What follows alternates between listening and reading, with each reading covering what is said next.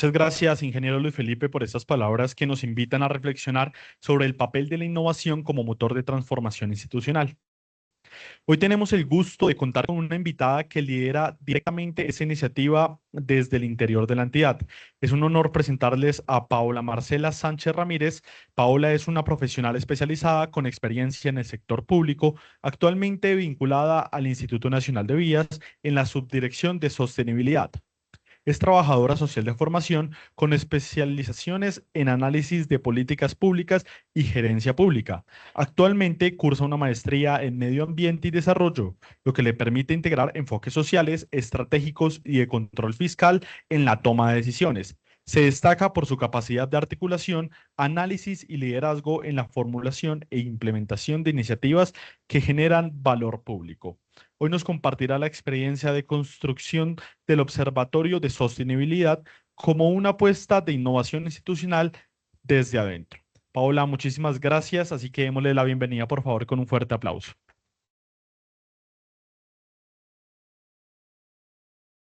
Bueno, un cordial saludo y muy agradecida de ver aquí a nuestros compañeros de la Subdirección de Reglamentación, de la Subdirección de Sostenibilidad, por el apoyo, porque estoy segura que si estamos aquí es porque nos interesa el tema, porque queremos generar transformaciones en el instituto, porque estamos comprometidos en esas transformaciones y porque nos anima el amor que tenemos por la entidad. Entonces, de verdad que muy agradecida, pero especialmente a la Subdirección de Reglamentación Técnica e Innovación, porque cuando nos hacen una invitación a hablar de innovación, pues lo primero que uno se pregunta es, ¿efectivamente estamos innovando? O sea, ¿sí es lo que estamos haciendo? Entonces nos permite generar un espacio de reflexión, porque efectivamente no estaba en el radar el tema de la innovación, así nosotros estemos hablando de innovar en la gestión y en los procesos. Entonces vamos a comenzar. Siguiente. Pero bueno, vamos a tratar de encuadrar esta conversación que hoy nos convoca. Entonces, lo primero, pues sí, como se señaló, vamos a hablar de la innovación desde adentro. Nosotros normalmente lo que hemos hecho muchas veces en un camino a la innovación es contratar expertos que nos ayuden a generar esos procesos de transformación que queremos implementar en la entidad, pero pues a veces el camino no es tan sencillo. Entonces, sí, esto es como socializar con ustedes la experiencia de la Subdirección de Sostenibilidad, del Grupo de Sostenibilidad en el proceso de innovación. Pero esa innovación, pues encuadrémoslo en qué es innovar. Entonces, bueno, les invito en primera instancia que saquen sus teléfonos celulares y nos puedan ayudar, siguiente, con una pregunta de qué es innovación. Siguiente.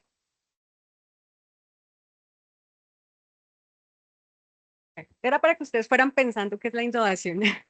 Entonces ya pueden hacer escanear el código QR a las personas que nos están siguiendo vía streaming, es que se llama. Entonces también invitadísimos a contestarla. Y Chelsea, nos vas contando cómo va el proceso de...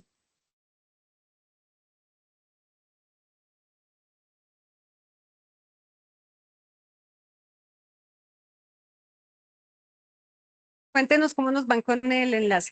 Si se pudieron conectar.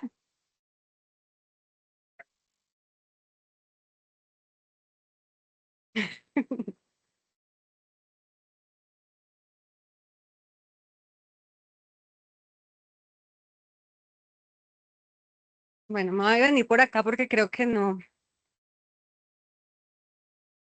5 de 30, 6 de 30, Type 7. Listo, por acá nos están señalando. Muchas gracias a las personas que nos están apoyando en la respuesta. Entonces, hablan de creatividad. Lástima que no se puede proyectar. Hablábamos de ser disruptivos, otra consideración de la innovación. La asocian también al desarrollo sostenible. Bueno, hablan de crear una alternativa, la eficiencia, nuevos procesos. Ay, gracias.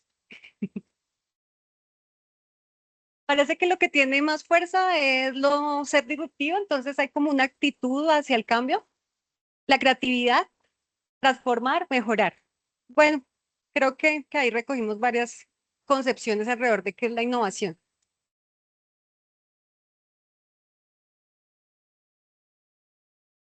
Nuevas formas de hacer, nuevos procedimientos, creatividad, cosas nuevas. Listo. Creo que podemos pasar a la siguiente diapositiva. Muchas gracias a todos por sus respuestas. Bueno, siguiente. Antes, bueno, pero entonces tenemos algunas ideas de lo que es la innovación. Entonces estamos hablando que la innovación tiene que ver con un proceso de creación, estamos hablando de nuevos procesos, estamos hablando de la eficiencia. Entonces, tratemos de articularlo. Nosotros somos una entidad pública del orden nacional y quien al final dirige los procesos de la gestión pública, pues es el Departamento Administrativo de la Función Pública. Entonces, ¿cuál es la idea de la innovación? Es transformar ideas en, en unas mejoras en el servicio, en la prestación de aquellos bienes, servicios, productos que prestamos a los grupos de interés. ¿Con qué fin? Mejorar la gestión. Cada día generar mayores niveles de satisfacción para la ciudadanía. Es decir, si nosotros estamos hablando de innovación, la innovación no es la innovación en balde, sino que estamos hablando de la innovación para transformar nuestros procedimientos, nuestros servicios y todo lo que le entregamos a la ciudadanía bajo estándares de calidad. Entonces, nos encuadramos en esta idea de innovación. Siguiente. Bueno, si me pueden ayudar con la presentación. Listo, vamos. Esta ya salió. Bueno, entonces los antecedentes, entonces tenemos dos grandes antecedentes normativos. La pregunta es si hay muchas caras nuevas, por fortuna hay nuevos contratistas de prestación de servicios, otros no tan nuevos que estoy viendo, pero también hay nuevos funcionarios de carrera administrativa que también alimentan ese talento joven. Entonces, ¿cuál es el hito? Como para que las personas más nuevas lo tengan en cuenta, nosotros no estábamos hablando en la estructura organizacional y funcional del INVIAS, no estábamos hablando ni de innovación ni de sostenibilidad antes del decreto 1292. ¿Sí?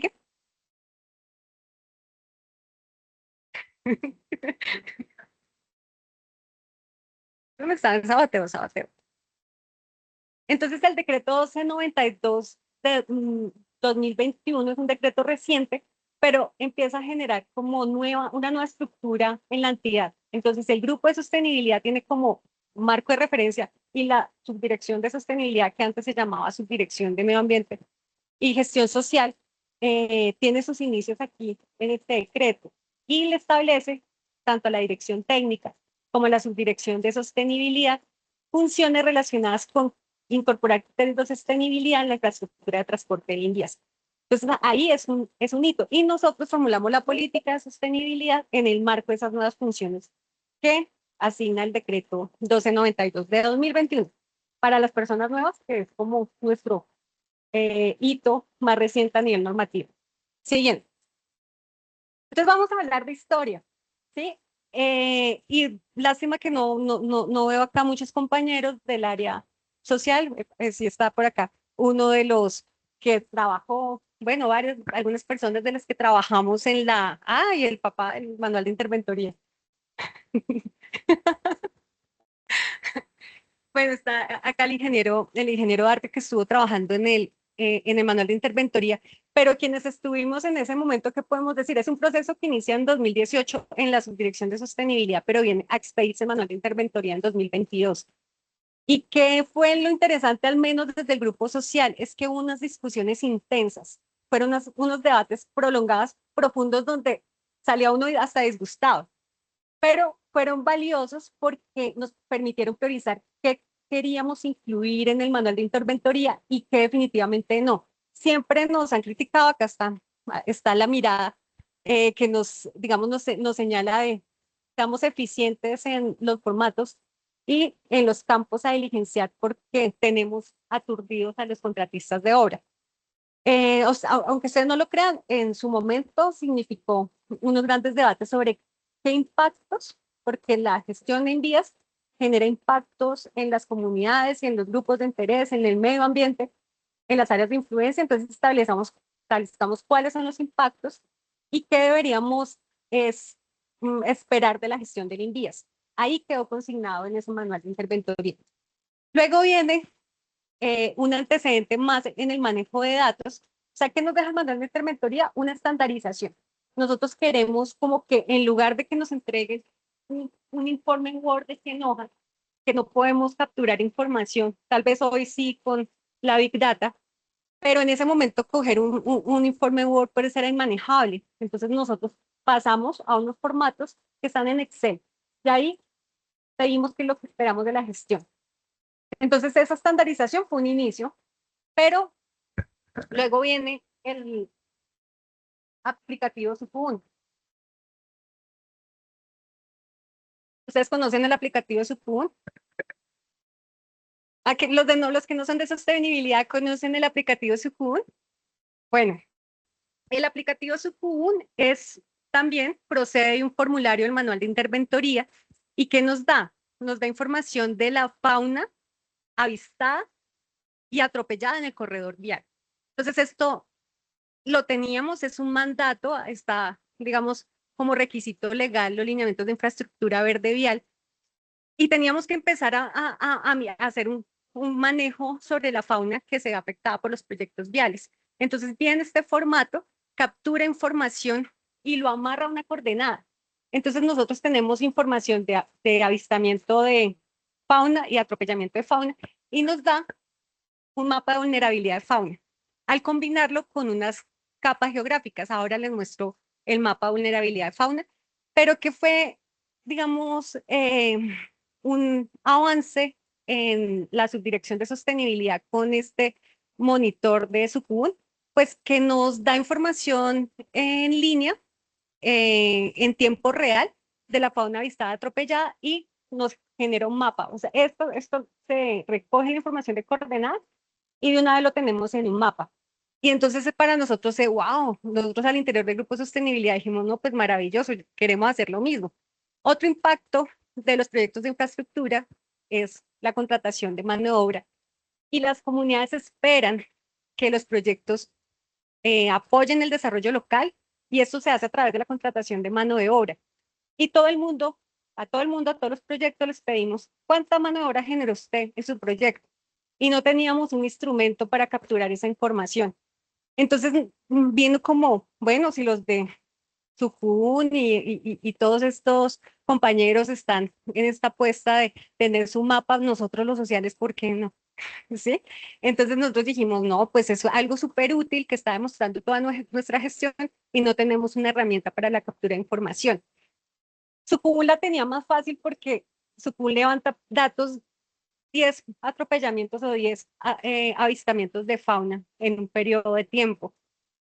Para el empleo generado no es tan fácil porque en un solo trimestre se pueden generar 1000 empleos, pero como no solamente queremos saber la cantidad de empleos, sino que queremos caracterizar la población, nosotros queremos saber cuántos hombres, mujeres, población víctima del conflicto armado, cuántas cabezas de familia, y no porque queramos ser inclusivos porque sí, aunque es una responsabilidad o un mandato legal desde la Constitución del 91, sino porque efectivamente esas son las características de la población colombiana. Entonces, si queremos ser más, digamos, avanzar una sociedad mejor, pues tenemos que vincular a esa población que es parte de la sociedad.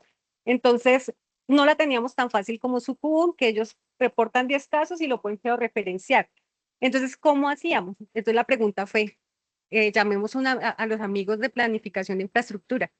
¿Se puede cargar un Excel con la contratación de mano de obra? Pues los compañeros de planificación de infraestructura nos dicen, sí, desde que tenga coordenadas, todo lo podemos enlazar al sistema de información geográfica. Entonces, esto es el siguiente antecedente. Contar con, ay, aquí no está, adelante. Bueno, es el siguiente antecedente que es el formato de empleo inclusivo. Entonces, tenemos un formulario de Excel con unos datos de población contratada que podemos georreferenciar en un tramo eh, de hora, ¿sí? Entonces, este es como un segundo ítem. Pero tenemos la metodología de evaluación de la sostenibilidad también para los compañeros que no sean de la subdirección, si conocen la metodología. Esta sí un poquito más. Por allá, compañeros, ¿conocen la metodología de evaluación de la sostenibilidad? Por acá me dicen que no. Listo, la metodología de evaluación de la sostenibilidad que está acá es un proceso que inicia en 2021 y que finalmente se expide en 2022. Al final, ¿nosotros qué hacemos? Pues abstracciones de la realidad. Nosotros tenemos una realidad compleja y ¿cómo hacemos? Pues tenemos que empezar a generar categorías de análisis para poder entender, analizar, interpretar esa realidad. ¿Para qué? Para generar transformaciones. Entonces, ¿cómo podemos abordar y materializar esa realidad? Pues a través de una metodología que nos dice que los proyectos tienen unas dimensiones que son ambiental, técnico, social, económico, financiero y gobernanza, que eso sigue siendo aún muy complejo entender un proyecto sobre esas dimensiones, entonces se agrupan componentes, se agrupan criterios, los criterios tienen indicadores y finalmente los indicadores son las unidades mínimas de análisis y de seguimiento a los proyectos. Entonces, ¿qué nos da ICA? Como ese marco conceptual para poder abstraer la realidad e interpretarla. ¿Cómo se hizo? Pues se hizo a través de revisión de experiencias en otros países. Hay metodologías como INVEST, Equal, compañeros en Vision, ayúdenme. Entonces, nosotros verificamos todas esas metodologías de evaluación de la sostenibilidad, hicimos mesas de expertos que fueron maravillosas en el sentido que invitamos gente de la ANI, de la ANLA, del Servicio Geológico, bueno, invitamos a muchas entidades y a nuestros contratistas de obra de interventoría que participaron en estas mesas de expertos y nos ayudan a mejorar la metodología. Bueno, también AICA hace el análisis por modos de transporte. Bueno, es todo un marco conceptual que nos permite al final evaluar la sostenibilidad de los proyectos. Siguiente. Tenemos, ya les hablé, el monitor de inclusión y el monitor de emisiones Guaira, que también nosotros generamos emisiones por fuentes fijas y móviles. Estas pueden ser pues la maquinaria desde los equipos o el transporte, por ejemplo, de materiales que se hace a través de volquetas. Entonces nosotros capturamos esa información de fuentes fijas y móviles también asociado al proyecto, digamos donde encontramos muchas emisiones, por ejemplo, en Troncal de la Orinoquía, que el proyecto pues está en el retorno Calamar, pero la fuente de materiales es Fuente de Oro, creo que se llama, a muchos kilómetros de distancia. Entonces nosotros estamos haciéndole seguimiento a esas emisiones que se generan por el transporte de materiales. Pero teníamos como también, hablando con los compañeros de emisiones, como los mismos retos en cuanto a manejo de información. Y aquí quiero resaltar que nosotros empezamos con las herramientas que teníamos, y las herramientas que teníamos eran los formatos de manual de interventoría, pero también teníamos otras herramientas como Excel, ¿sí? Complemento Merge de Excel que nos sirve para agregar datos. Tenemos Power BI que nos sirve para hacer análisis de información. Pero ¿qué nos queda de ese proceso que ha sido manual? Porque el tema de misiones también, hablándolo, cómo capturaban datos y cómo lo alimentaban para hacer la programación en Python y poderlo pasar a un visor geográfico, pues muy manual. Ha sido un ejercicio bastante desgastante con las herramientas de la entidad, pero cero automatizado. Pero nos deja experiencias. Es que nosotros tenemos que avanzar porque el trabajo manual desgasta. Siguiente. Siguiente. Otro más. Listo, ¿qué aprendimos ahí? Em, el territorio es complejo, los monitores de la Subdirección de Sostenibilidad tienen nombres como SUE, AICA, Sucubún, Guaira, que son, pues rememoran un poco la organización de sociedades ancestrales, que tiene una cosmovisión más amplia del territorio. Entonces, pues ahí nos anclamos, tenemos que tener miradas más transdisciplinares. Entonces, ¿qué aprendimos? Pues que tenemos que tener una mirada transdisciplinar para poder abordar los proyectos y los territorios. La incomodidad como motor, o sea, los debates para la formulación del manual de interventoría son invaluables. A veces nosotros consideramos que la discusión o el que siempre está controvirtiendo, como que, ay, qué pereza, porque le tenemos mucha pereza a la discusión. Pero los equipos de trabajo que no generan o permiten el debate son equipos de trabajo que se van quedando rezagados. Entonces, en innovación, nosotros tenemos que permitir los espacios de debate y transformar la incomodidad, porque yo no sé si ustedes han visto compañeros que están aburridos de la misma gestión, de los mismos problemas que tenemos en Invías y nos acomodamos y no hacemos nada. O sea, seguimos haciendo lo que nos toca hacer. Entonces, tenemos que afrontar la incomodidad, pero también coger la incomodidad como un motor que nos impulsa el cambio. Innovar con lo que hay, pues nosotros empezamos con un trabajo manual, de verdad que haciendo análisis con formatos de Excel, y nos dimos cuenta pues que ahí nos podíamos quedar, pero esas fueron nuestras primeras herramientas, porque esto también para qué, porque a veces la innovación se asocia con desarrollo tecnológico, pero si no hay unas capacidades humanas para impulsar esos cambios, pues el desarrollo tecnológico no nos sirve. El proceso manual de revisión agota el tema de no tener sistemas para validar coordenadas. El proceso de ARGIS es muy sensible a mayúsculas, minúsculas, a espacios, y eso nos ha implicado a nosotros entrar a estar estandarizando información y datos, y es un proceso que agota. Siguiente, para que demos un espacio aquí, vamos a hacer una actividad, porque sabemos que es las 2 de la tarde, porque también queremos mostrarles un poco el trabajo que hacemos en la subdirección. Vamos a hacer un ejercicio que se llama Adivina quién soy. Entonces, siguiente, vamos a adivinar los animales más atropellados. Ustedes les acabo de hablar de Sucubún, que nos registra datos de avistamiento y atropellamiento de fauna. Entonces, vamos a poner la pista del animal 1 y ustedes van a escuchar. ¿A qué les suena? Otra vez.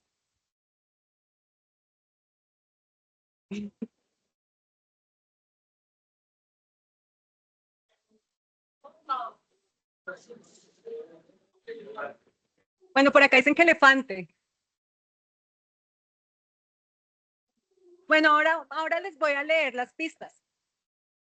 Dice, Iguana, Colombia, ¿qué dijeron por ahí? Ah, que no se iguana, escucha. iguana. Iguana. Bueno, les voy a leer la pista.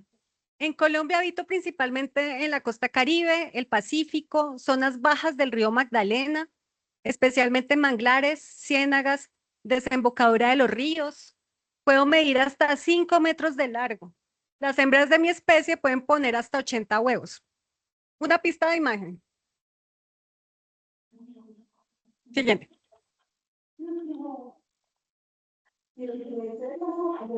Dicen por acá que un cocodrilo. Hasta hace unos años me cazaban y utilizaban mi piel para la fabricación de ropa y zapatos de manera ilegal. Ahí están que participan. Bueno, La siguiente. serpiente de tierra caliente.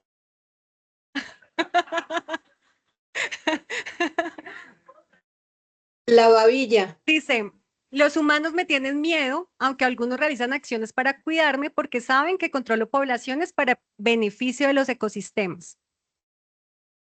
Caimán. Siguiente. ¿Quién fue? Allá, la compañera. Si quieres, se la entregamos. Te ganaste una zarigüeya, que es el animal más atropellado.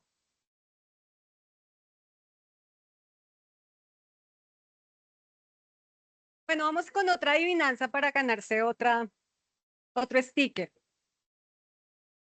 Bueno, vamos a escuchar al animal. Animal 2. Silencio. A ver cómo hace el animal.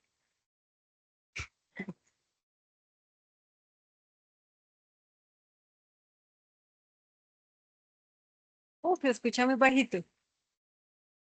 No escucha. Oso hormiguero. Uy, pero ¿cómo conocen a los...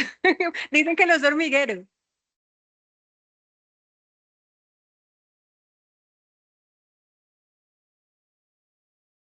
Bueno, siguiente. Ah, no, no, no, siguiente. Quiten la pista, yo leo Soy, soy importante porque ayuda a controlar poblaciones de hormigas y termitas. Tengo un hocico largo, ideal para cazar mi alimento. Es hormiguero, dicen por acá. Listo. Sí, allá hay 3 personas. Ay, Dios. El señor dijo que él es hormiguero. Listo, allá. Pero un dato importante de los osos hormigueros. Acá les vamos a leer la pista. Uso chaleco cuando estoy en la zona andina y norte del país y me lo quito cuando estoy en el sur. Entonces, en el siguiente, en Colombia habitan 2 especies de osos hormigueros. Acá muchas gracias a Juan Pablo que nos ayudó en la identificación de las especies. Habito en bosques, aquí está, habito en bosques de varias regiones del país, ahí está la colita. Siguiente. Entonces está la mexicana, que es la que tiene chaleco, Juan Pablo. Sí. Y la negra, que es la que está en el sur del país. Entonces la de chaleco, recuerden que es la que vive en el norte y la zona andina. Bueno, siguiente. Acá tenemos un tucán de un proyecto variante. Si pueden silenciar. Bloqueo.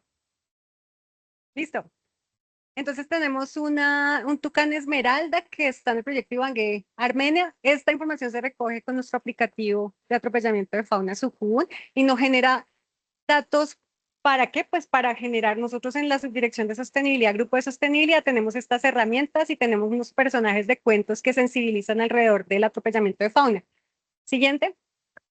Entonces, con los datos que nos genera Sucubún, nuestro grupo generó este mapa que determina la probabilidad del atropellamiento de fauna. Entonces, tiene unos puntos calientes donde hay concentración de animales atropellados y avistados, pero con otras coberturas, que es la red hídrica, usos del suelo, coberturas de la tierra, la pendiente, la elevación, la humedad, nos determina un mapa de probabilidad de atropellamiento de fauna.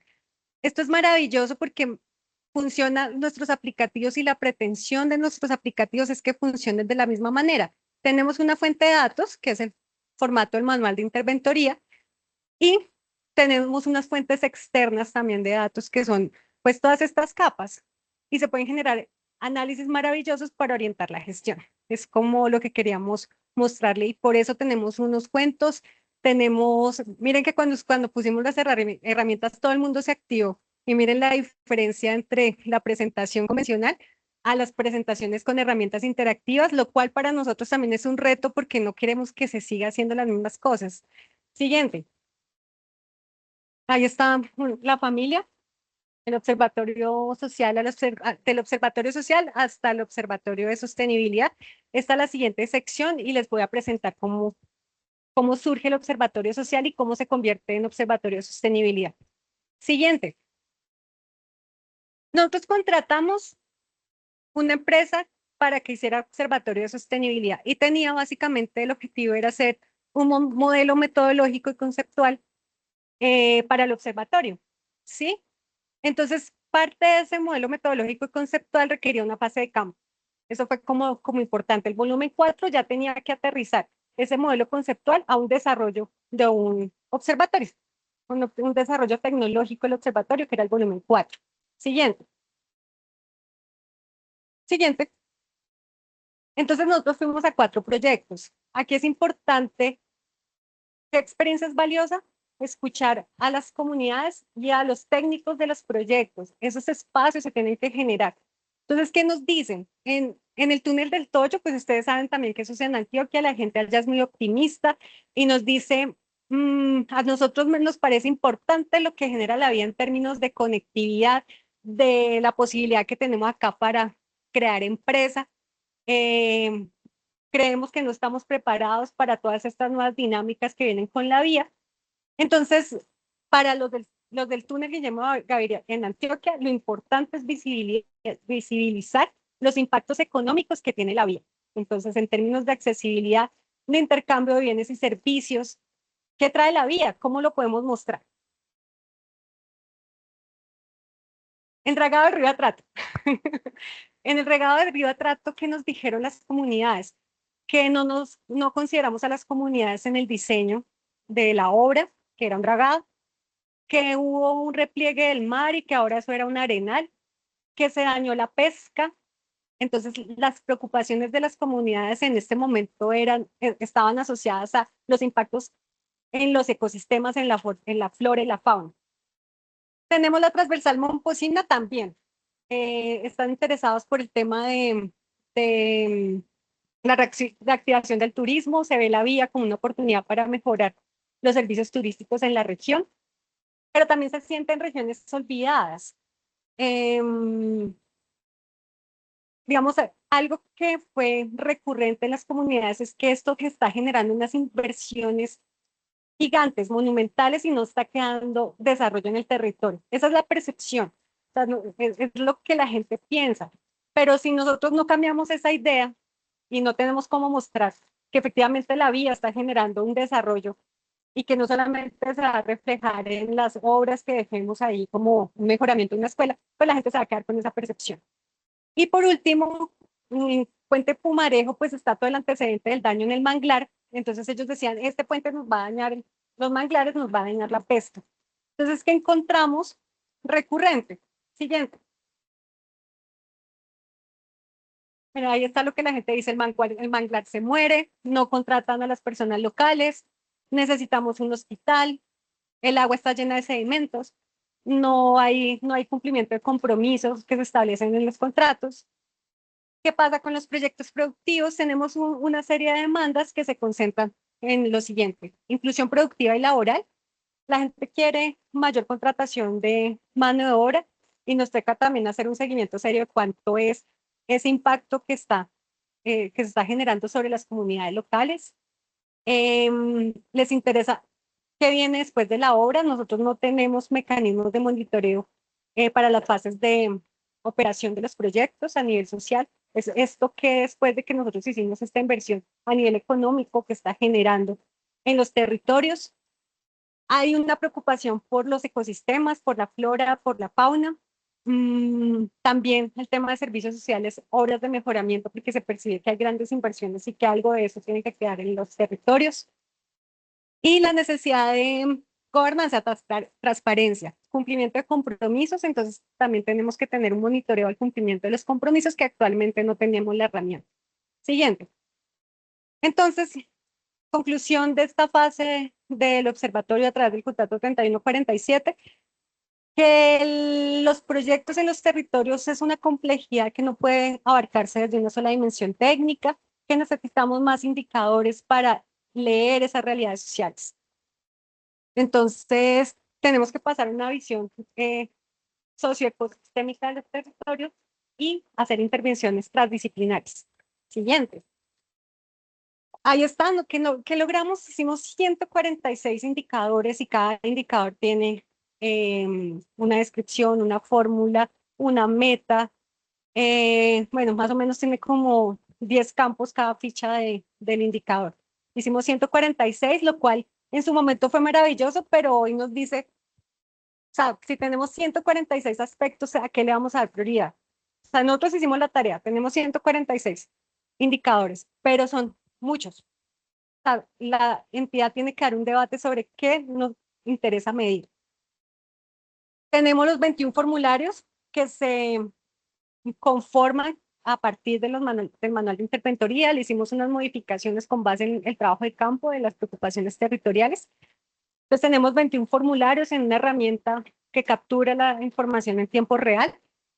Eso es todo un desafío porque nosotros venimos internamente haciendo pruebas de uso de los formularios y es complicado, siempre sale alguna cosa que vale la pena mejorar. Y tenemos una plataforma tecnológica, ya les muestro. Entonces, sí, siguiente. Este es uno de los 146 indicadores. Nos mide acá porcentaje de hombres y mujeres por clasificación ocupacional. Entonces tenemos que la mayor proporción de empleos se generan en este nivel de ocupaciones elementales. En todos los niveles la población mayoritariamente contratada son hombres. Tenemos una brecha enorme porque ustedes ven acá la contratación de mujeres está muy baja. Donde hay mayor contratación de mujeres es en empleos profesionales, pero es un reto ampliar la participación de mujeres, que también tiene que ver con problemas estructurales. Es que solamente la tercera parte de las ingenieras, de los ingenieros y profesiones científicas y tecnológicas son mujeres. Entonces hay restricciones estructurales, pero pues esto es todo un reto. Siguiente. Y ya vamos a terminar. Esta es la última parte de de la presentación. Entonces, ¿qué tenemos ahora? Determinamos la necesidad que el Observatorio Social no solamente nos mida PQRs, consultas previas, sino que tiene que evidenciar la complejidad de los territorios. Entonces, ¿qué tenemos? Siguiente. ¿Para qué nos sirve? En primera instancia, para monitorear impactos. Entonces, recuerden que los proyectos generan impactos, pero hay que determinar cuáles son los impactos más significativos de los proyectos. Entonces, cambios de coberturas, empleo, extracción de materiales. Entonces, tenemos que monitorear esos impactos, pero nos queda la tarea de determinar cuáles son los más importantes. También nos tiene que servir para hacer seguimiento a los proyectos, porque si la fuente de datos del observatorio son los formularios de manual de interventoría, pues nos sirve para hacer seguimiento a la entrega de los proyectos. Hoy, la Subdirección de Sostenibilidad recibe los informes de los proyectos cada 3 meses. Con un observatorio no tenemos que esperar 3 meses porque la captura se puede hacer en tiempo real. Entonces, eso implica una transformación en la gestión del instituto. Ya no podemos estar recibiendo los formularios cada 3 meses. Eso se tiene que hacer en tiempo real. Y nos sirve para tomar decisiones, pero todavía estamos lejos de esto. Podemos tomar decisiones pequeñas como hacer herramientas pedagógicas para evitar el atropellamiento de fauna. Pero las grandes decisiones todavía nos toca trabajar mucho como entidad para llegar a que los datos se transformen en toma de decisiones. Siguiente. Entonces tenemos un marco conceptual que contiene esas preocupaciones de los territorios. En lo social, tenemos la calidad de vida, empleos, equipamientos. Tenemos que hacerlo a través de herramientas interactivas como las que acabamos de aplicar, pero mejor. Tenemos gobernanza, que nos mide la transparencia, la participación. Recuerden que tenemos un acuerdo de Escazú que es de obligatorio cumplimiento, que promueve la participación real y efectiva de las comunidades en la toma de decisiones cuando afectan el territorio. Tenemos lo ambiental, que es el monitoreo de los recursos y las compensaciones. La gente le interesa lo que pasa a su territorio a nivel ambiental. En lo técnico, digamos, inicialmente desde el grupo de sostenibilidad estamos hablando de implementación de nuevos procedimientos, técnicas, materiales. Estamos hablando como de esa dimensión de lo técnico, pero el técnico puede ser aún más grande. Y lo económico, la dinamización de la economía local y regional, que no tenemos cómo medir esos impactos económicos, el hecho que ya no nos demoremos 3 horas en ir de un municipio a otro, sino que nos demoremos 30 minutos, cómo impacta en términos de intercambio de mercancías, bienes y servicios. No tenemos un indicador para evaluar esos impactos que son los más importantes de la infraestructura de transporte. Y todo el tema de financiero. Hay percepción de que la plata se va y tenemos que cambiar esas percepciones en nuestros grupos de interés. O sea, hay inversiones importantes, el presupuesto de nuestras entidades grande, pero pues eso redunda en mejores condiciones para el país. No sé, es que no, que efectivamente se reconoce que no se está evaporando la plata. Entonces tenemos este marco conceptual que contiene el Observatorio de Sostenibilidad. Siguiente. Ambiental, pues estos son los temas, los invito a que los lean para no repetirlo, pero para que ustedes también lo estén pensando. Entonces ahí los dejo ahí 2 minuticos para que lean como la información que queremos que se reporte en el observatorio, que está en proceso de construcción, aunque con algunos avances.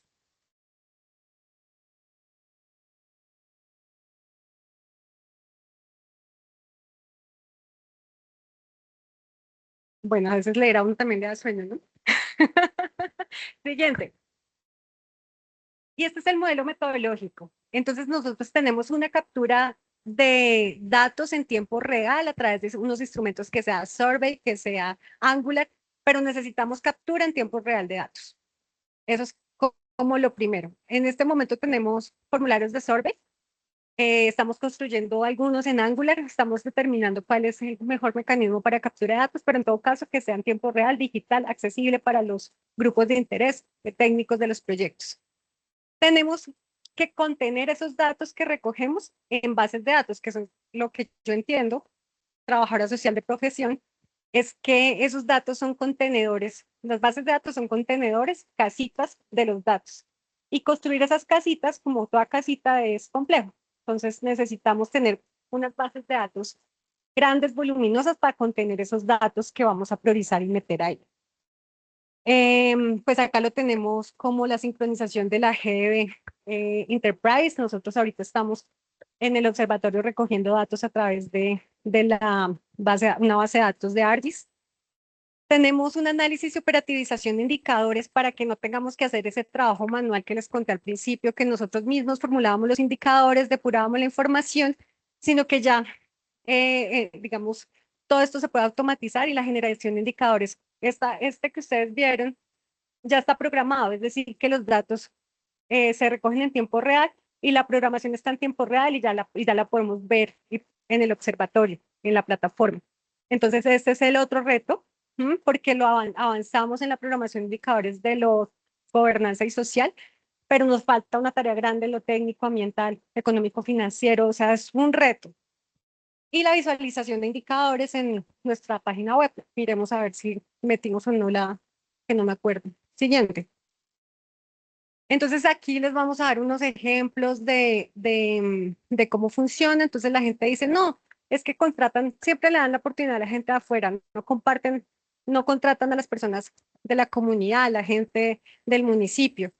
Entonces, ¿cómo encauzamos eso? A través de la dimensión social. Esa dimensión social tiene un número asociado, que es el criterio SO8, que es inclusión laboral. Y tenemos un indicador que es el número de personas contratadas en el área de influencia sobre el total de población contratada, y ese es un indicador que consideramos básico. Siguiente. Otra voz de la comunidad. Estamos preocupados. El proyecto está acabando con los manglares y bosques. Ya no hay tantos peces y animales. Entonces, esa voz del territorio la transformamos en un indicador de AICA, que es de la dimensión ambiental, que se llama clasificación de coberturas naturales y ecosistemas críticos. ¿Y cuál es el indicador? Pues la cantidad de coberturas naturales y seminaturales transformadas sobre la cantidad de coberturas naturales y seminaturales existentes antes de la intervención. Siguiente. Esos son ejemplos de los 146 indicadores, ¿no? Pero incluso pueden ser más de 146 si agrupamos todas las preocupaciones que tenemos por los proyectos. Hay la que la gente señala, hay un botadero y residuos de materiales de obra. Entonces, esa es una voz de la comunidad, eso dejan por ahí regado el material. Entonces, lo clasificamos en la dimensión técnica, porcentaje de reutilización y disposición de materiales de excavación y dragado, y tenemos un indicador. Entonces, el indicador es el volumen de materiales reutilizados por actividad de dragado y de excavación, más el volumen dispuesto en sitio autorizado sobre la cantidad de materiales de dragado y excavación generados. Y así, ese es como el ejercicio que hacemos para todos los impactos que generan nuestros proyectos. Siguiente. Bueno, entonces, díganme ustedes, siguiente momento participativo de la jornada, que ya para terminar, queremos escucharlos. Si pueden escanear el código QR, ¿nos puedes dejar el código un segundo? Gracias, Laura. Y la pregunta es, ¿cómo mejoramos la gestión de datos en el INVIAS? Ahí recibimos sus aportes. Nos vamos con eso.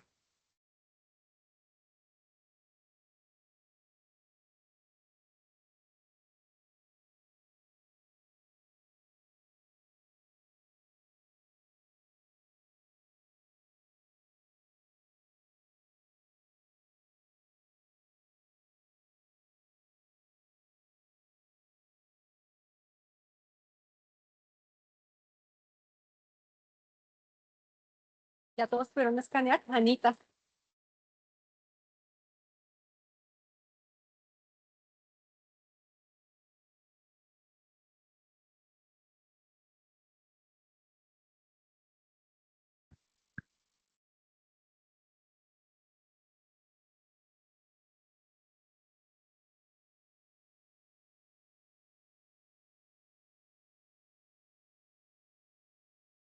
Yo creo que ya. ¿Será que se puede compartir?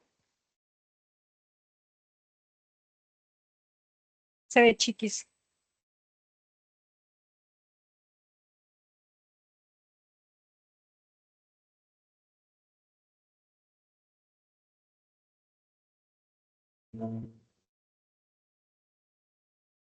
Solo que no se ve.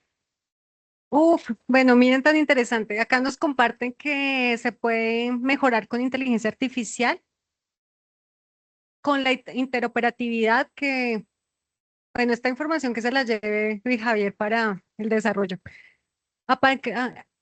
Reglamentando y exigiendo. Claro, uno, ¿dónde inicia buena parte de toda la gestión de datos? Sobre los requisitos normativos, porque somos una entidad pública y pues nos corresponde cumplir un mandato legal. Entonces, este es un buen inicio. Automatizar procesos, la gobernanza de datos que no sé si la persona que lo compartió nos quiera retroalimentar sobre la gobernanza de datos. ¿No? Alguien que nos quiera hablar de la gobernanza de datos.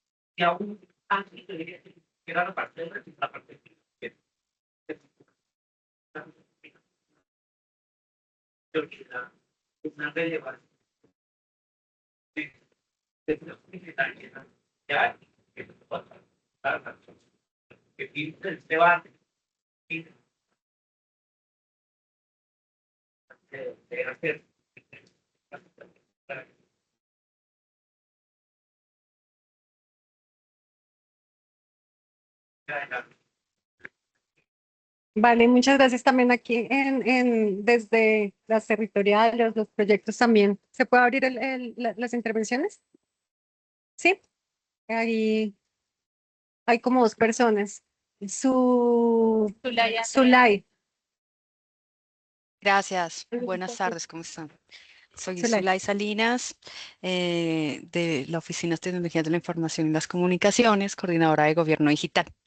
Yo propuse el tema de gobernanza de datos en cara uno al cumplimiento normativo que nos da Mintic, ¿verdad? Alcancé a escuchar algo pues también del PNID, que eso es un cumplimiento que tenemos desde la presidencia. ¿Qué nos cubre este tema de gobernanza de datos? Aquí debemos especificar roles y responsabilidades de los datos y esto va de la mano precisamente con los inventarios de activos de información que se levantan en la entidad, ¿verdad?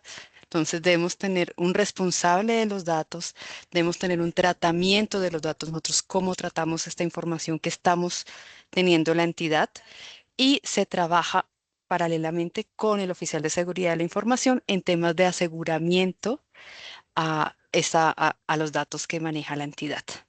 Todo con el fin de pues, cumplir normativas, cumplir protocolos y poder cumplir con los diferentes lineamientos que nos da Mintic.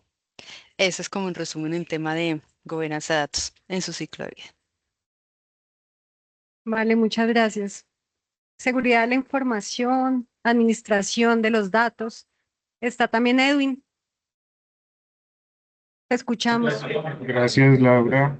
Sí, digamos, siguiendo un poco lo que menciona Zulay sobre el tema de la gobernanza de los datos, yo lo pondría como una actividad de MEL, digamos, una unidad dedicada, una unidad de monitoreo, inclusive evaluación y aprendizaje, que permita, pues, digamos, un equipo de trabajo dedicado a esa estructuración de los datos, a propósito de las aplicaciones dedicadas que ya se tienen en el INVIAS en la captura de esos datos, garantizando no solo el análisis de datos de proyectos de media alta y alta complejidad, sino que se garantice la captura de información que se generan en los proyectos de media, baja y baja complejidad. Entonces yo lo plantearía como una unidad de monitoreo, evaluación, aprendizaje, si se quiere, y rendición de cuentas, que desde la cooperación internacional se maneja. Por ejemplo, trabajé en varias unidades, que una inclusive se llamaba IMERA, investigación, monitoreo, evaluación, rendición de cuentas y aprendizaje. Es como en esa línea, digamos, como para tener esa gobernanza de los datos de manera eficiente y efectiva. Gracias. Vale, muchas gracias, Edwin. No, pues el tema de manejo de datos es para los proyectos del INVIAS, vistos desde con las complejidades territoriales, más allá de su nivel de complejidad, es un reto, lo que señalaba la compañera Zuley si no le estoy cambiando el nombre, de administrar los datos, de garantizar su integridad, la seguridad de los datos. Bueno, ahí nos llevamos como sus aportes. Y ya para terminar nuestras lecciones, lo que creemos que hemos aprendido hasta el momento,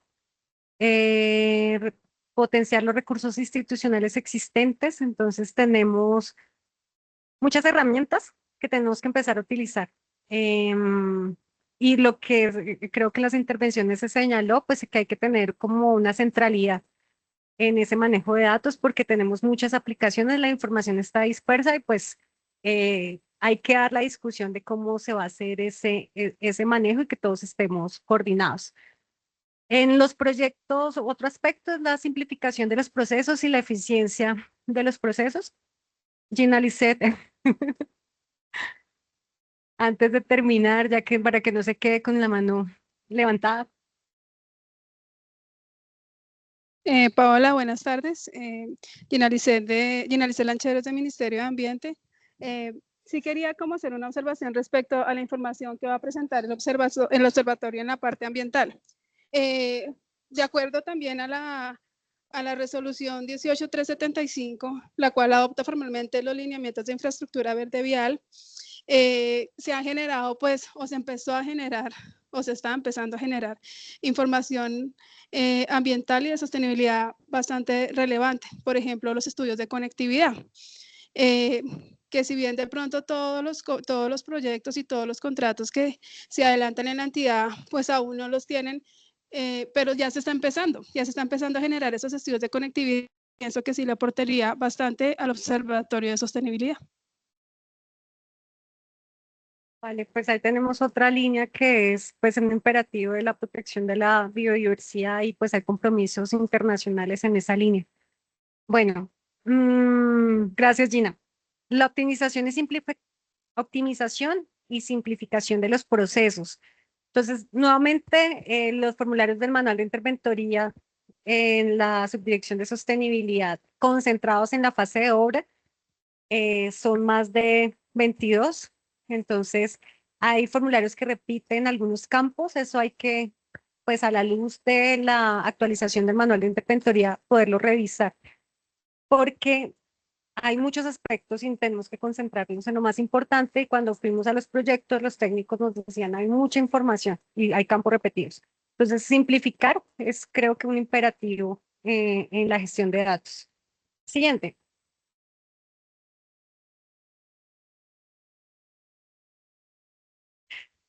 Falta la anterior. La siguiente. No.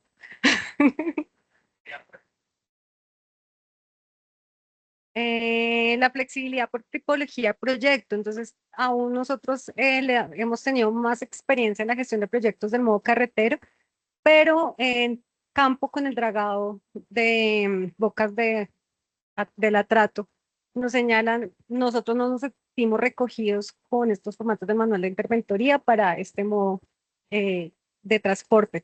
Entonces, también parte de las discusiones pendientes es generemos particularidad de datos que les sirvan a estos proyectos. En el gobierno actual fueron más de 40 proyectos marítimos fluviales. Todavía no contamos con las herramientas necesarias para hacer seguimiento a ese tipo de proyectos. Participación y validación en el territorio, tenemos que escuchar más a nuestros técnicos de los proyectos. Digamos, ellos son los que realmente están en campo y saben las necesidades de las comunidades, pero también los procesos participativos de captura de información. Creo que fueron una experiencia valiosa y que tenemos que escuchar más a las personas en los territorios. Siguiente. La incomodidad como motor es como la invitación. Si estamos incómodos, no nos dé miedo. A veces de pronto hay aspectos que hacen que nos restringamos para intervenir, opinar, discutir, pelear. Yo soy muy pelear, entonces, no. Y bueno, esto en muchos casos es necesario para, el debate es importante y tenemos que dejar como el debate en el plano laboral como algo muy importante que genera procesos de cambio, donde tengamos miedo al debate. Si sus coordinadores están diciendo cosas que están, no entendemos, esto no tiene aplicabilidad, pues ustedes, veo acá muchas caras jóvenes, pues son los llamados a debatir, a decir no, o no entiendo, pero es importante, los equipos de trabajo que se acomodan, que están haciendo las cosas como siempre se hacen, no innovan. Entonces, motor de la innovación es la incomodidad y capitalizar la incomodidad. Capacitación continua multidimensional es que lo hemos probado con un formulario Excel que tiene un validador también súper fácil de manejar y las personas estamos adaptándonos porque no sabemos cómo los proyectos no saben de qué estamos hablando y parece en principio sencillo, lo es, pero hay que darle tiempo a los grupos de interés para que se formen, se capaciten y que sepan cómo va a funcionar esto. Siguiente. Los formatos actuales del área social están chéveres, recogen buena cantidad de información, pero no están midiendo cosas importantes como el nivel de satisfacción. No tenemos ahorita una manera de capturar qué tan contenta, satisfecha está la gente en los proyectos. El impacto económico local, la gente está como con muchas inquietudes al respecto, tiene que dar cuenta del impacto económico. Ahí de verdad la Subdirección de Reglamentación Técnica de Innovación ayudarnos a construir un indicador de cómo las vías ayudan a mejorar este impacto económico local y regional. Y despliegue escalonado, esta es mi última diapositiva. El despliegue escalonado significa que la alta dirección del INVIAS tiene que darnos línea de cuáles son los aspectos que quieren medir y que esto no sea como algo que surge en el día a día. Vamos a preparar un informe, tengo esta matriz, pero parece que la otra semana tengo otra necesidad, vamos a diligenciar otra matriz. Y por ahí alguien me dijo ayer que ya llevamos, que había una matriz que tenía 1 kilómetro de longitud. Entonces, esto implica priorizar, realmente qué es lo que necesitamos en cuanto a información, y eso necesita un desarrollo escalonado. Realmente es una discusión importante que debemos dar. Y muchas gracias, hasta aquí mi intervención.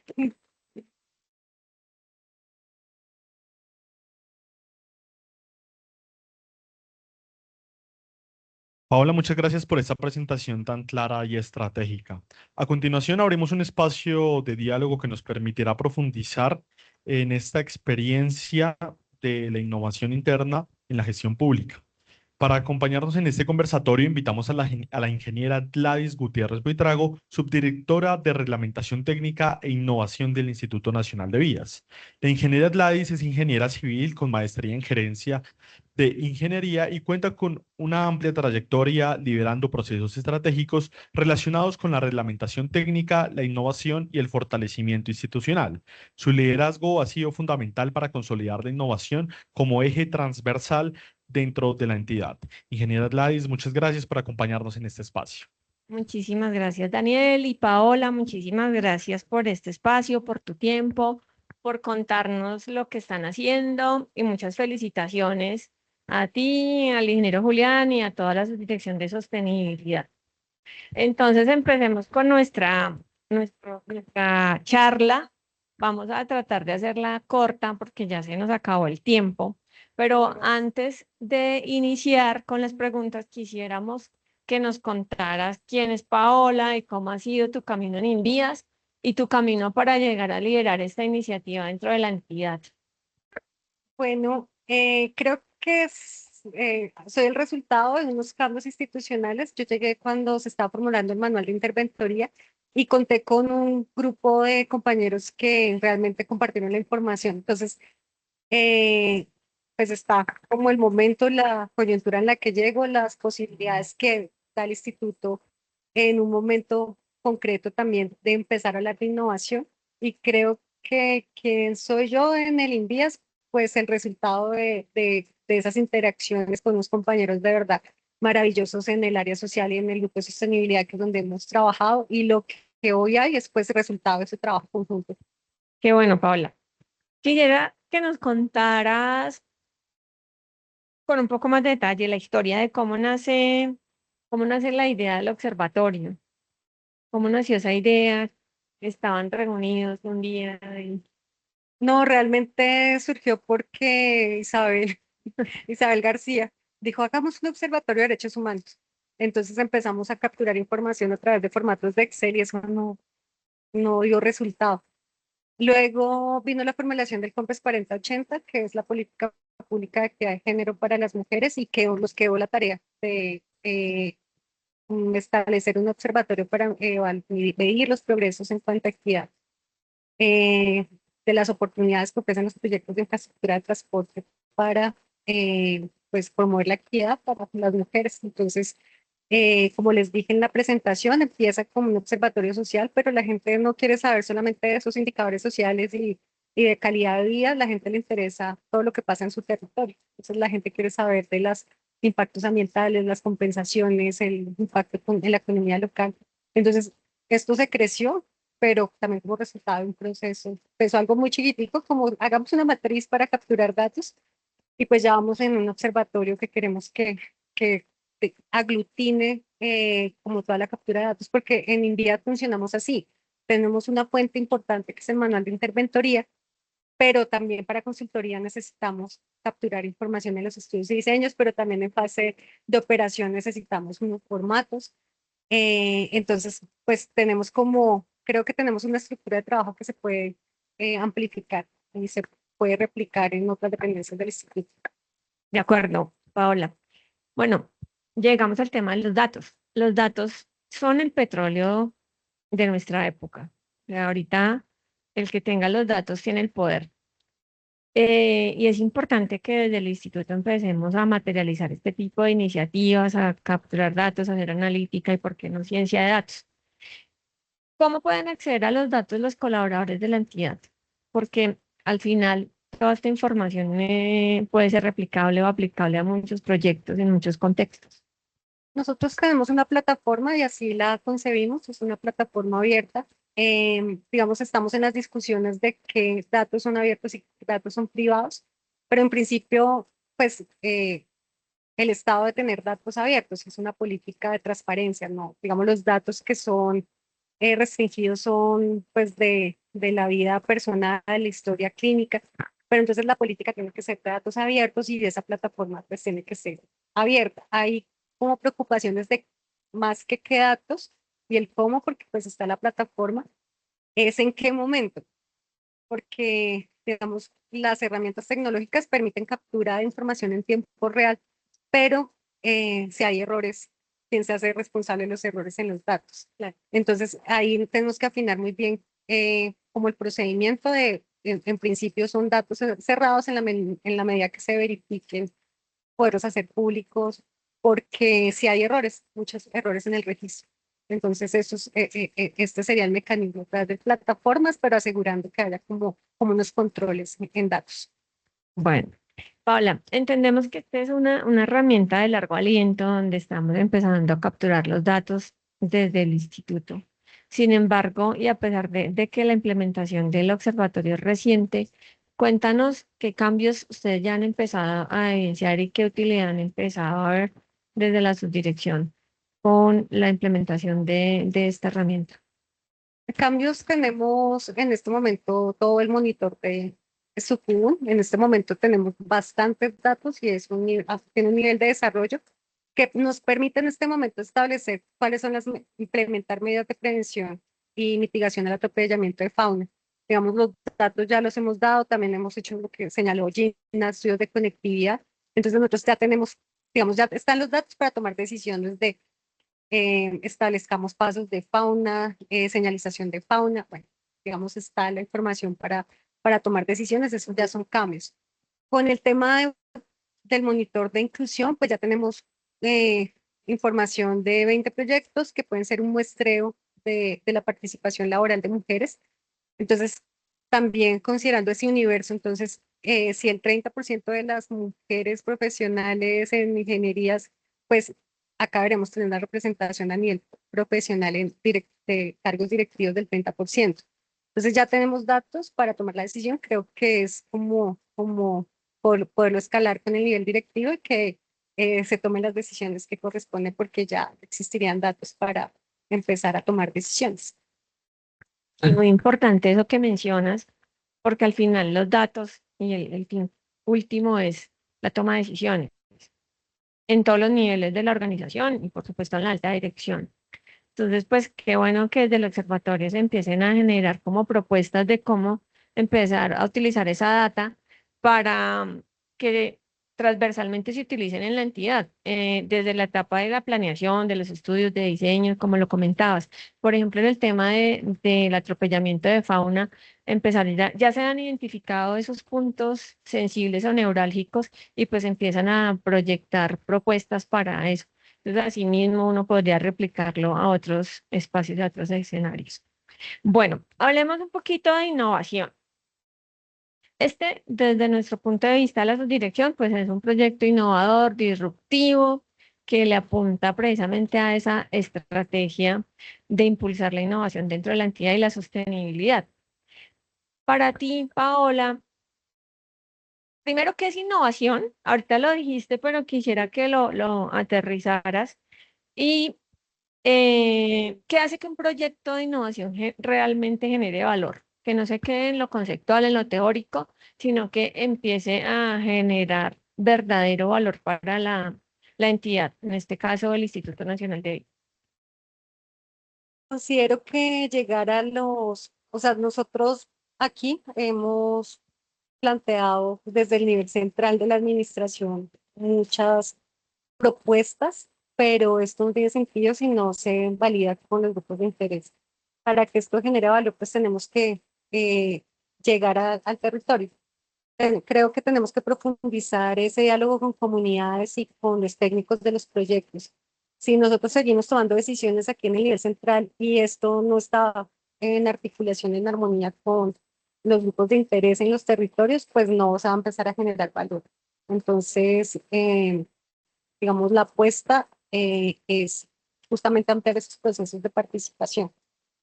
Si no, seguiremos estableciendo propuestas que son ajenas a la realidad del territorio. Y creo que de una u otra forma la experiencia de estos 4 años ha sido como en esa línea, abrir espacios a poblaciones y territorios que no estaban en la mira.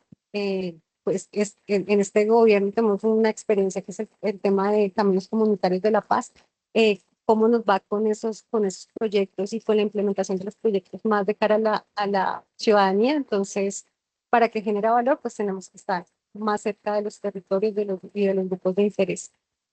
Y la innovación pues tiene que servir para eso, para tomar decisiones que mejoren procesos, procedimientos, los productos que generamos de cara a esas necesidades. Muy bien, Paola. Y para ti, en ese equipo que se conformó para desarrollar esta iniciativa, ¿cuáles fueron las habilidades que tú consideras claves para sacarla adelante? Creo que lo repetir bastante es en perder el miedo a la confrontación y al debate. Creo que por la experiencia que nos aborda en el día a día es que a veces tenemos miedo a confrontar y a debatir. Entonces tenemos como en la mente las figuras de autoridad y las figuras de autoridad están ahí para dar línea. Entonces se considera que el líder y el jefe es aquel que da línea y que nos dice qué hacer. Y eso lo vimos en la escuela, en el entorno educativo, entonces nos acomodamos a que el profesor nos dé clase y nos dé la información. Entonces creo que una habilidad que hay que empezar a fortalecer por parte de todos nosotros es esa, pues nosotros somos motor de cambio y debemos generar debate, debemos confrontar, le debemos perder el miedo al debate, a la discusión. Entonces creo que eso es lo que hay que fortalecer como la iniciativa, porque no sé si en nuestra sociedad estamos como acostumbrados a esas estructuras tan jerárquicas que pues no, lo que me pongan a hacer y yo me acomodo. Y puede que esté aburridísimo haciendo lo que me toca hacer, pero pues, pues yo lo hago porque tenemos como esa concepción jerárquica. Y no, pues para innovar y para que este país cambie necesita más iniciativa. Hoy lo hablábamos a la hora del almuerzo, a hacer las cosas y sin miedo y porque queremos cambiar este país, hacer de esto algo mejor. De acuerdo, es que tenemos una idea equivocada de que confrontar es pelear y no necesariamente es eso. Simplemente es debatir ideas desde diferentes aristas con el respeto que se debe generar entre dos personas. Bueno, para ir terminando, Paola, desde tu punto de vista, ¿qué se necesita desde la alta dirección del instituto para que el Observatorio de Sostenibilidad se configure como una capacidad institucional de largo aliento? Pues digamos que para muchos temas que son de nuestro interés, entonces se van estableciendo como estructuras. Digamos, uno de los temas que nos interesa es todo el enfoque de género diferencial y entonces nosotros dijimos, establezcamos una estructura dentro de la instancia encargada del plan de acción, que es el Comité de Desempeño Institucional. Entonces, no hagamos una instancia y posicionemos el tema en el Comité de Desarrollo Institucional. ¿Para qué? Para que haya un plan de acción y que no se pierda. Pero entonces también están muchas prioridades. Entonces, una prioridad es el tema fauna, otra prioridad es el tema de enfoque género diferencial, otra prioridad, bueno, tenemos un sinnúmero de prioridades, pero entonces, ¿qué se demanda? Pues que en los planes estratégicos institucionales, pues que haga parte y que tengamos unas 5 prioridades como Instituto Nacional de Vías y que podamos trabajar y concentrarnos en esas prioridades, en trabajar en esas prioridades. Una estrategia puede ser a través del Comité de Desempeño Institucional para que digamos, esté como parte de las prioridades de la gestión, además que pues va el equipo directivo y que no se pierda el foco de estos espacios, pero requiere finalmente el tema de la política, que la política viene de la alta dirección, entonces pues se debe establecer esa política de manejo de datos y de innovación porque hay muchas iniciativas sueltas. Nosotros hemos podido trabajar con planificación de infraestructura con el tema de los mapas geográficos, es una herramienta maravillosa y tenemos articulación, pero conocemos de muchas herramientas que están, por ejemplo, la matriz de PMO que recoge información que también es de gestión de los proyectos y ellos en este momento la alternativa es a través de un Excel, pero tenemos que articularlos porque esa información nos sirve a todos los proyectos. Entonces, pues considero que se necesita articulación en esa política de datos, que sea una política institucional y que sea de las prioridades, porque nosotros lo que señalaba en la presentación, no podemos seguir siendo tan reactivos. Entonces nos piden un informe y nos dedicamos a hacer el informe, pero mañana tenemos prioridad de presentar el informe de otra manera y cada día estamos invirtiendo mucho tiempo los profesionales en generar informes, cuando si esto ya es clara la política, pues se puede pensar un indicador más, un indicador menos, pero pues no toda una estructura de informe totalmente diferente. Muy bien. Bueno, Paula, para cerrar, cuéntanos una anécdota que te haya marcado, que te haya hecho sentir muy orgullosa de todo este proceso que han recorrido con el observatorio.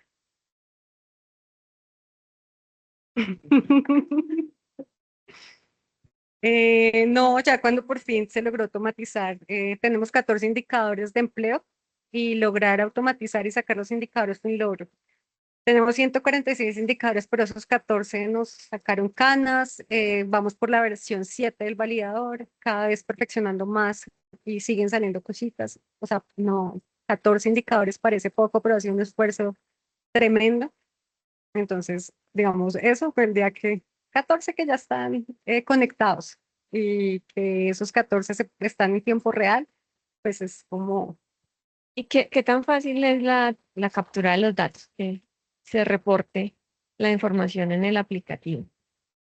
No, es gestión. Realmente usted tiene esta obligación en su anexo técnico, en su apéndice de sostenibilidad, entonces oficio 5 días para registrar la información y así va así.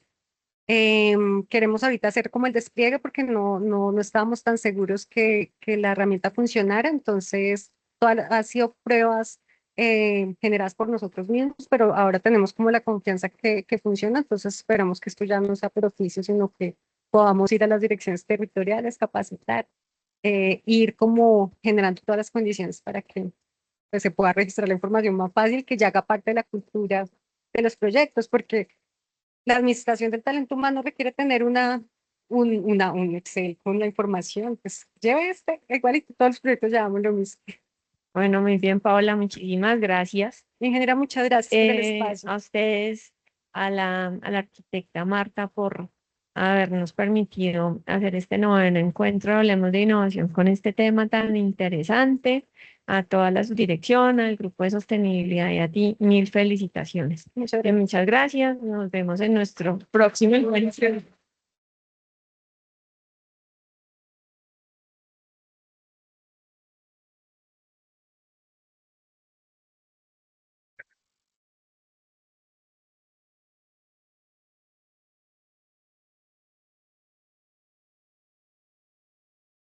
Agradecemos profundamente a Paola Marcela Sánchez por compartir esta experiencia y visión sobre la innovación institucional desde el interior de la entidad. También a la ingeniera Gladys Gutiérrez Buitrago por su liderazgo y acompañar este espacio desde una perspectiva técnica e institucional.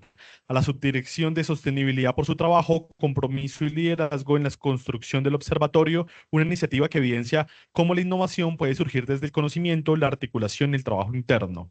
Y a todos ustedes por aceptar esta invitación y compartir este espacio tan innovador. Espacios como Hablemos de Innovación nos permiten avanzar hacia esa dirección. Igual, pues también le recordamos escanear el código QR para diligenciar la encuesta de satisfacción y registrar su asistencia. De igual manera, los invitamos a estar atentos a las próximas sesiones de Hablemos de Innovación, espacios que impulsan la modernización y la transformación institucional desde el conocimiento. Muchas gracias.